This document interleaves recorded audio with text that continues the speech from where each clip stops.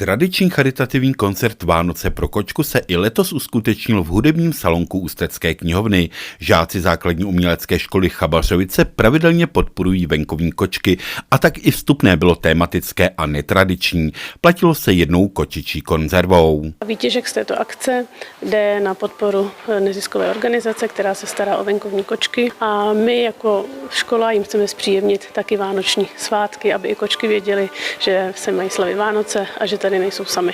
Ten koncert dětí ze základní umělecké školy z Chabařovic je vždycky radost, doufám, pro ně, ale i pro nás, a zároveň to má i ten přesah, takový ten vánoční, tedy že to pomáhá ještě někomu dalšímu. V tomhle případě našemu spolku, tedy kočičkám, o které se staráme tady v Ústí nad Labem a okolí.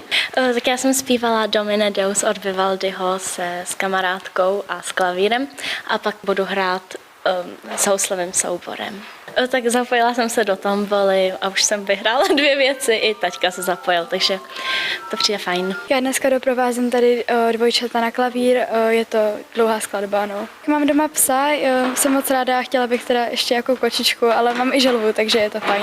Takovou specifickou věcí na tomto koncertě je tombola, není to úplná tombola, jak ji známe, ale to, že diváci mají možnost si zakoupit lístek za částku 25 korun, což je to malá částka, že si jich koupí hodně těch lístků, proto jsme tady vždycky na tom koncertě trošku déle, a mohou si potom vybrat z věcí, které tady máme pro ně připraveny, jakož třeba balíčky s cukrovým nebo různé jiné pochutiny a různé doplňky do domácnosti, a tento výtěžek zase poputuje na Felicikec a pro jejich potřeby. Třeba minulý rok se vybíralo něco přes 4 000 korun, což je pro nás vždycky částka, která nám pomáhá. Letošní výtěžek charitativní sbírky byl opravdu štědrý. Celkem se totiž vybralo rekordních 9 871 korun.